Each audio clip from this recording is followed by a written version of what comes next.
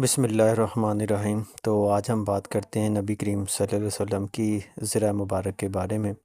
آپ کی حیات مبارکہ میں متعدد زریں جو ہیں وہ آپ کے استعمال میں رہیں، جن کے نام کچھ اس طرح سے ہیں: ذات الفضول، ذات الوحاش، ذات الحواشی، فضا، سغدیہ یا سعدیہ، البتراء اور خرناکو۔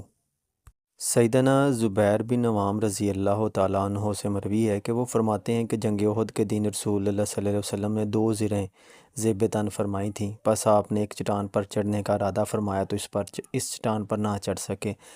ظاہر ہے زرہ جو ہے وہ لوہے کی بنی ہوتی ہے اور کافی جو ہے وہ باریک برکم ہوتی ہے۔ پس آپ صلی اللہ علیہ وسلم نے طلحہ رضی اللہ تعالیٰ عنہ کو نیچے بٹھایا اور ان پر کھڑے ہو کر چٹان پر سیدھے چڑھ گئے۔ زبیر رضی اللہ تعالیٰ عنہ فرماتے ہیں کہ میں نے نبی کریم صلی اللہ علیہ وسلم سنا، آپ نے فرمایا طلحہ نے اپنے اوپر جنت واجب کر لی۔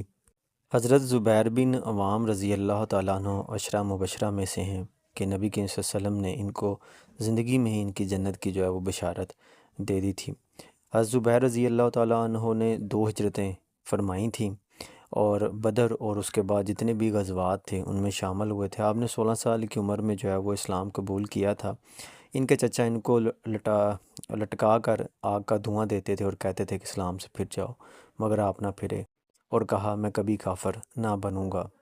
حضرت زبیر بن عوام رضی اللہ تعالیٰ عنہ کے سینے میں نیزوں تیروں کے بڑے بڑے نشان تھے جو آپ کے شجاع، جنگجو اور بہادر ہونے پر دلیل دیتے تھے۔ صدقہ خراج کرنے میں بڑے فراخ دل تھے۔ آپ کے 1000 غلام تھے جو خراج دیتے تھے، مگر حضرت زبیر رضی اللہ تعالیٰ عنہ ان کے خراج سے کچھ گھر نہ لاتے بلکہ صدقہ خیرات کر دیتے۔ اور اس حدیث میں حضرت طلحہ رضی اللہ تعالیٰ عنہ کا بھی ذکر آیا ہے، وہ بھی عشرہ مبشرہ ہیں اور ایمان لانے میں خاندان قریش میں ان کا جو ہے وہ 7واں نمبر تھا۔ غزوہ بدر کے وقت جو ہیں یہ آپ نبی کریم صلی اللہ علیہ وسلم کے حکم سے شام کی طرف گئے ہوئے تھے اور اسی بنا پر آپ کو مال غنیمت میں سے بھی جو ہے وہ حصہ دیا گیا تھا۔ آپ کی بھی فیاضی کا ایک بڑا عظیم الشان واقعہ ہے کہ آپ نے زمین کا ایک ٹکڑا 7 لاکھ درہم سے زیادہ میں فروخت کیا اور اسی شام تک سارا مال محتاجوں میں تقسیم